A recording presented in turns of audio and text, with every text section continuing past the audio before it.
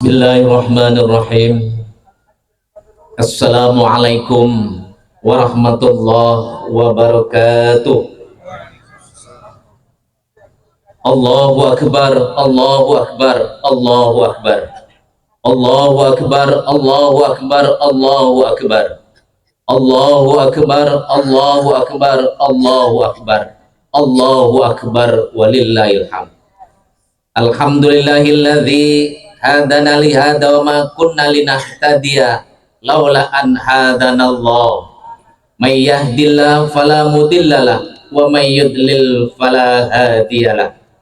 Asyhadu an la ilaha illallah wahdahu la syarikalah wa asyhadu anna Muhammadan abduhu wa rasuluh.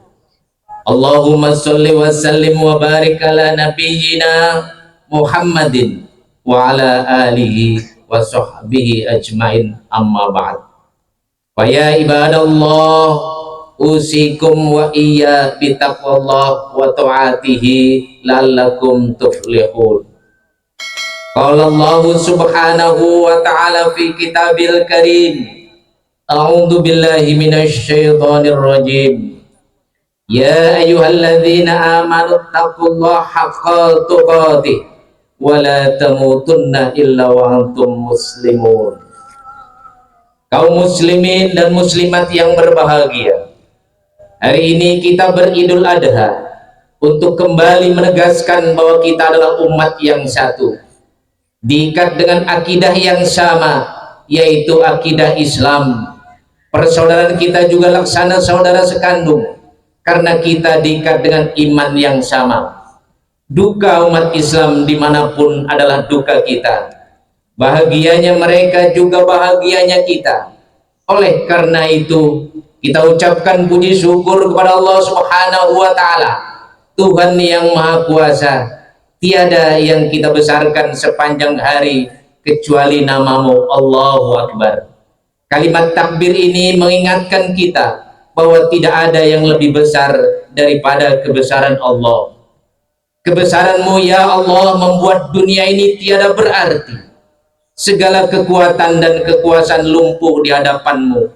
Sejak cahaya fajar 10 Zulhijjah, umat Islam di seluruh dunia bangkit bersama memandangkan ucapan takbir dan insan-insan beriman yang datang berlebaran hari ini sebagai pertanda umat Islam mengenang kembali suatu peristiwa yang sangat bersejarah yang telah dialami oleh Nabi Ibrahim alaihissalam bersama istrinya Siti Hajar dan anaknya Ismail.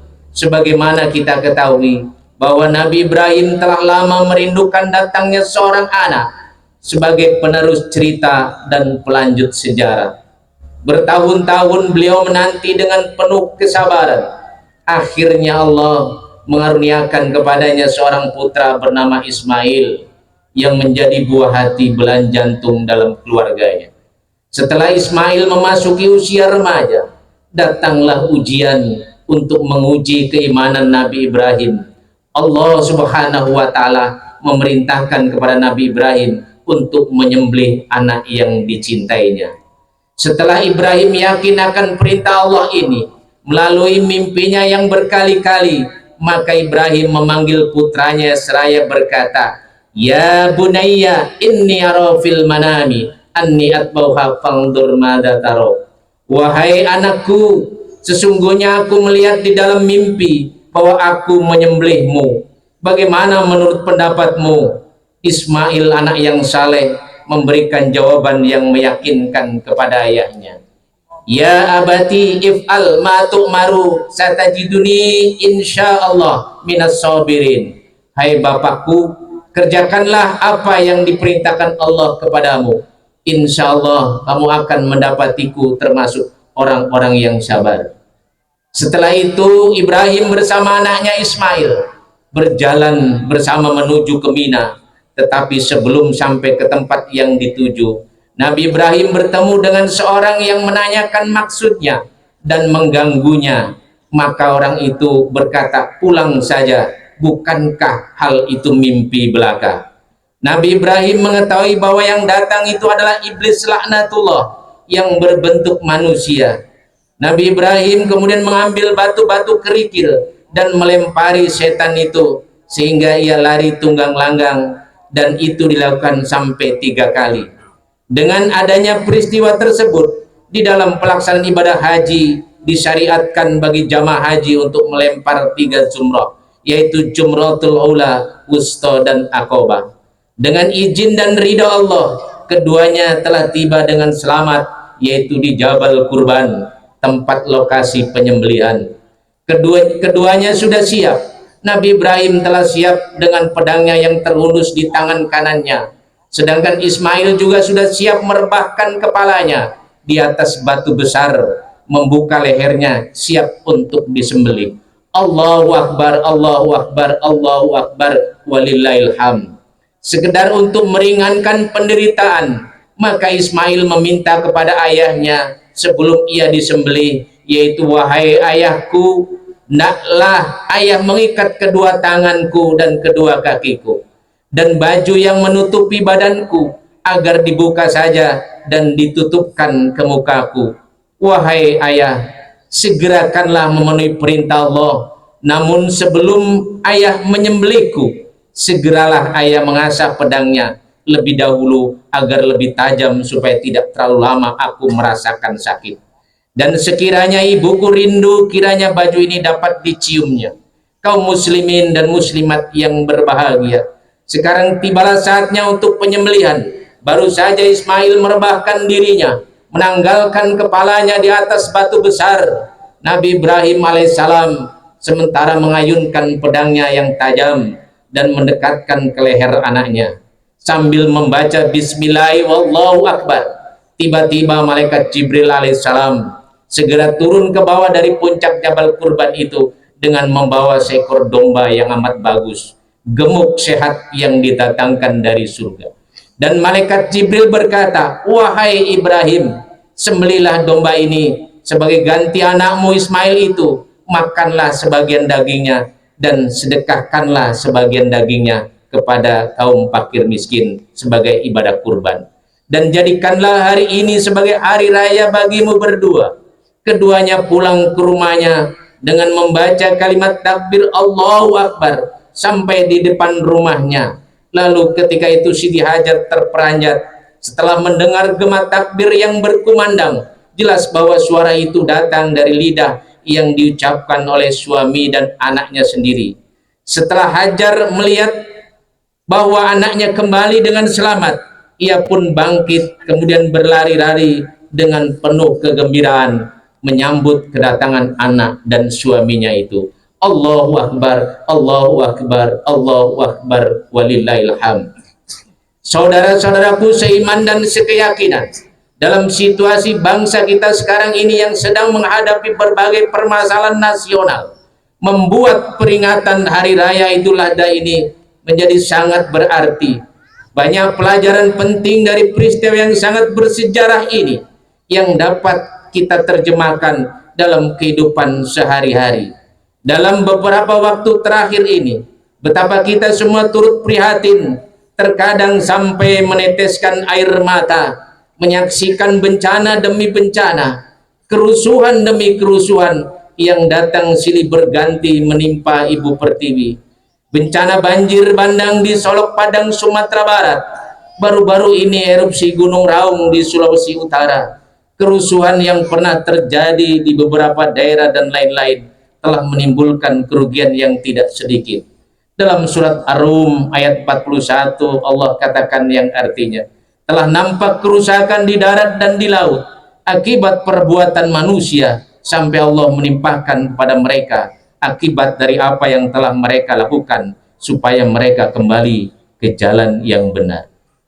Sebagai anak bangsa, kita sangat menyayangkan kalau berbagai kerusuhan yang terjadi di tanah air justru diciptakan oleh orang-orang yang mengatasnamakan kebenaran, demokrasi, dan penegakan supremasi hukum. Jika kita kaji secara mendalam, maka akan terlihat adanya beberapa faktor yang menyebabkan munculnya berbagai kerusuhan di tanah air. Faktor-faktor tersebut antara lain, yang pertama, sikap arogansi yang ditunjukkan oleh seseorang atau kelompok tertentu di tanah air bertentangan dengan sikap yang telah dicontohkan oleh Nabi Ibrahim. Ketika Ibrahim mendapat perintah dari Allah untuk menyembelih leher anaknya, sudah jelas-jelas merupakan perintah Allah. Tetapi kenapa Nabi Ibrahim masih mau meminta pendapat anaknya? Jawabnya, karena Nabi Ibrahim bukanlah orang yang mementingkan diri sendiri. Ibrahim paham bahwa suatu persoalan, bagaimanapun kecilnya, apabila menyangkut kepentingan orang lain, haruslah dimusyawarahkan, sekalipun dengan orang yang berada di bawah kekuasaan kita. Yang kedua, adanya usaha-usaha provokasi untuk mengadu domba sesama bangsa Indonesia dan umat Islam secara internal, bahkan berusaha menjauhkan umat Islam sendiri dari melaksanakan perintah Allah, juga telah dialami oleh Nabi Ibrahim bersama istri dan anaknya. Sebelum melaksanakan kurban, berkali-kali iblis datang menggoda Nabi Ibrahim agar membatalkan niatnya melaksanakan perintah Allah. Iblis juga memprovokasi Siti Hajar dan Ismail agar tidak menuruti keinginan Nabi Ibrahim. Akan tetapi sejarah telah menunjukkan bahwa ketiga manusia pilihan ini tidak terpengaruh oleh tipu daya iblis. Dewasa ini ada suatu indikator sosial yang menunjukkan bahwa ada potensi perpecahan yang cukup besar di antara umat Islam sendiri. Dalam kondisi seperti ini, hendaknya umat Islam tidak mengedepankan emosi menyikapi setiap permasalahan. Kalau mengedepankan emosi daripada akal, maka umat Islam akan menjadi lahan empuk bagi para provokator, sehingga terjadilah perpecahan di kalangan umat Islam sendiri. Ketiga, distribusi kekayaan yang tidak merata bertentangan dengan makna hari raya Idul Kurban. Setelah Nabi Ibrahim menyembelih binatang pengganti anaknya, dagingnya dibagi-bagikan kepada fakir miskin. Tindakan ini mengandung makna pemerataan. Pemerataan itu sangat kita butuhkan untuk mengobati luka-luka sosial, berupa kesenjangan ekonomi yang dapat mendorong munculnya berbagai bentuk kerusuhan. Sebenarnya kekayaan alam ini adalah memang disediakan oleh Allah untuk dinikmati bersama, akan tetapi ada sekelompok orang yang mengambil bagian terlalu banyak melebihi porsi yang seharusnya, sehingga yang lain tidak kebagian. Jangan heran kalau ada orang sakit perut karena kelaparan, sementara ada orang sakit perut karena kekenyangan. Allahu Akbar, Allahu Akbar, Allahu Akbar, walillahil hamd. Untuk memberantas ketiga faktor di atas, maka ada satu karakter yang dimiliki oleh Nabi Ibrahim yang patut kita contoh. Karakter tersebut adalah keberanian Nabi Ibrahim melawan kebatilan dan kemauan untuk berkorban. Dalam menegakkan kebenaran, Nabi Ibrahim rela dibakar hidup-hidup oleh Raja Namrud dalam kobaran api demi menegakkan kebenaran ilahi. Nabi Ibrahim rela berpisah dengan ayah kandungnya demi mempertahankan nilai-nilai tauhid yang diperjuangkannya. Bahkan Nabi Ibrahim rela mengorbankan anaknya sendiri demi melaksanakan perintah Allah. Kaum muslimin dan muslimat yang berbahagia, dalam usaha menegakkan kebenaran ilahi ini, ada suatu fenomena sosial yang cukup memprihatinkan di kalangan umat Islam ketika kepentingan Islam diabaikan dan kebenaran ilahi diinjak-injak. Kita diam saja, tidak melakukan apa-apa. Sebaliknya ketika kepentingan partainya tidak tercapai, mereka berjuang mati-matian atas nama Tuhan. Kalaulah umat Islam lebih berpegang teguh kepada anggaran dasar organisasinya daripada kebenaran Islam, kalau umat Islam lebih berpegang teguh kepada paham kelompok dan jamaahnya daripada petunjuk-petunjuk Al-Quran, kalau umat Islam lebih berpegang teguh kepada misi perjuangan partainya daripada ketentuan-ketentuan ilahi, maka pada saat itu kepentingan Islam secara umum akan terabaikan. Barang siapa yang dikuasai oleh dunia, maka tidak akan mampu menghapus kekejian. Lalu bagaimana terhadap para pembesar dan para pemimpin? Kepada Allah kita memohon pertolongan. Bukan tidak boleh orang Islam berorganisasi, sebab organisasi merupakan tempat untuk merancang strategi perjuangan Islam. Tidak ada halangan bagi orang Islam untuk membentuk jamaah dan kelompok tertentu. Itu merupakan wadah untuk melakukan pembinaan bagi komunitas umat Islam. Tidak ada larangan bagi orang Islam untuk berpartai, sebab partai merupakan alat untuk memperjuangkan aspirasi umat. Adapun yang tidak boleh kita lakukan, jangan sampai ada orang yang merasa organisasinya lah yang paling Islam dengan menjual ayat-ayat Al-Quran demi kepentingan diri dan partainya. Lebih-lebih yang tidak kita harapkan, jangan sampai ada orang yang mengklaim bahwa kelompoknya lah yang paling berhak masuk surga, sedangkan kelompok lain masuk neraka.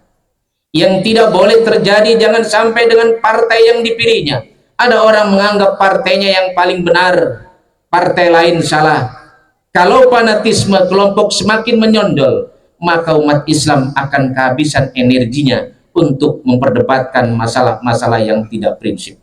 Sebaliknya, mereka lupa membahas agenda-agenda yang lebih besar untuk membangun kejayaan Islam. Untuk itu Allah Subhanahu wa taala berfirman, "Wa'tasimu bihablillahi jami'a wa la tafarraqu." Berpegang teguhlah kepada tali agama Allah dan jangan bercerai-berai. Kebenaran ini Nabi Ibrahim dalam menegakkan kebenaran dan melawan kebatilan ini hendaknya menjadi pelajaran yang amat berharga bagi umat Islam hari ini. Jauhkanlah ambisi-ambisi pribadi dan kelompok dalam memperjuangkan kebenaran, karena Allah tidak menyukai kepalsuan dan kemunafikan. Allah tidak akan meridhoi suatu perjuangan yang hanya menjadikan agama sebagai alat untuk memperoleh kepentingan duniawi. Dalam menegakkan kebenaran tersebut diperlukan kebersamaan di kalangan umat Islam, sehingga memiliki barisan yang kokoh dalam membumikan ajaran-ajaran Islam. Perbedaan organisasi, kelompok, dan partai di antara kita jangan dijadikan sebagai penghalang untuk memperkokoh ukhuwah Islamiyah. Allahu Akbar, Allahu Akbar, Allahu Akbar, walillahil hamd.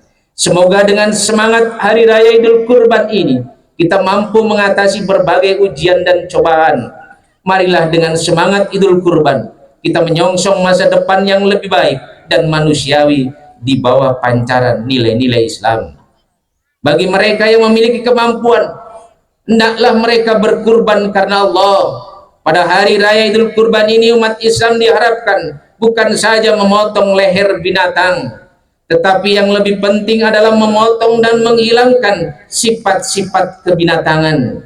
Jika di antara kita belum mampu menyembelih hewan kurban tahun ini, maka sembelihlah sifat sombong yang ada dalam diri kita, yang selalu merasa benar, selalu merasa pandai, selalu merasa alim dan sebagainya.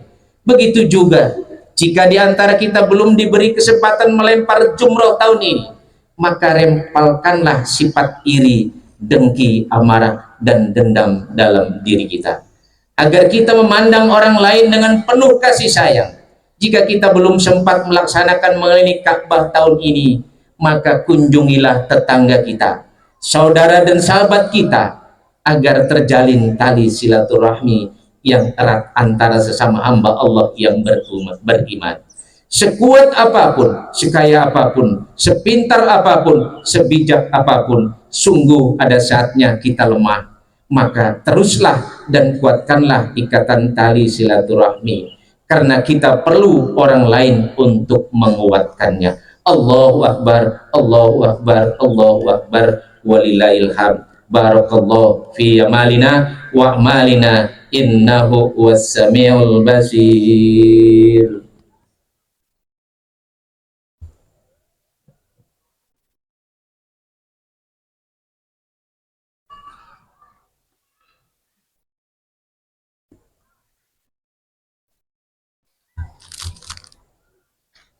Allahu Akbar, Allahu Akbar, Allahu Akbar, Allahu Akbar, Allahu Akbar, Allahu Akbar, Allahu Akbar. La ilaha illallah, Allahu Akbar, Allahu Akbar, walillahil hamd. Alhamdulillahi rabbil alamin, wa bihi nasta'inu ala umurid dunya waddin, wassalatu wassalamu ala asrafil anbiya'i wal mursalin wa ala alihi wa sahbihi ajmain, amma ba'd. Faya ayuhan nas ittaqullah wallahu subhanahu wa ta'ala. A'udzu billahi minasyaitonir rajim. Ya ayyuhalladzina amanu taqullaha wal tanzur nafsum ma qaddamat lighad wattaqullah innallaha khabirum bima ta'malun. Akhirnya, marilah kita seraya menundukkan muka dan hati, kita memanjatkan doa kehadirat Allah Subhanahu wa ta'ala. Allahumma ya Allah, kami bersimpuh di hadapan-Mu. Tiada lain yang kami harapkan adalah ridho-Mu. Ridhoilah kami ya Allah, ya Rahman, ya Rahim. Ya Allah, ya Tuhan kami, jadikanlah para alim ulama, para intelektual dan para teknokrat kami mampu mempergunakan ilmu mereka untuk menjadi obor dan penuntun kami hidup di dunia dan di akhirat, bersih dari sifat hasad yang merupakan sendi-sendi moral masyarakat. Ya Allah, ya Tuhan kami, jadikanlah para penguasa kami mampu mempergunakan wewenang yang ada di tangan mereka untuk terus berusaha menegakkan keadilan, bersih dari sifat kezam dan dolim. Dan jadikanlah mereka orang yang memegang amanah-Mu, sanggup mempertanggungjawabkannya di hadapan kami di dunia dan di hadapan-Mu di akhirat. Allahumma ya Allah, ya Tuhan kami, jadikanlah para saudagar kami, para hartawan kami mampu mempergunakan harta dan kecakapan mereka, dan sekaligus mau mengorbankan sebagian harta mereka dalam mempertinggi kemakmuran hidup bersama dengan jujur, bersih dari khianat. Allahumma ya Allah, ya Tuhan kami, jadikanlah kami umat yang selalu beribadah, pandai menghubungkan dan mendekatkan jiwa kami kepada Engkau dengan ikhlas, bersih dari ria dan takabur. Allahumma ya Allah, ya Tuhan kami, karuniakanlah kami iman, ilmu dan petunjuk. Kuatkanlah iman kami, tambahkanlah ilmu kami, tingkatkanlah kami kepadamu, sehingga terbuka pintu berkah-Mu bagi kami ya Allah.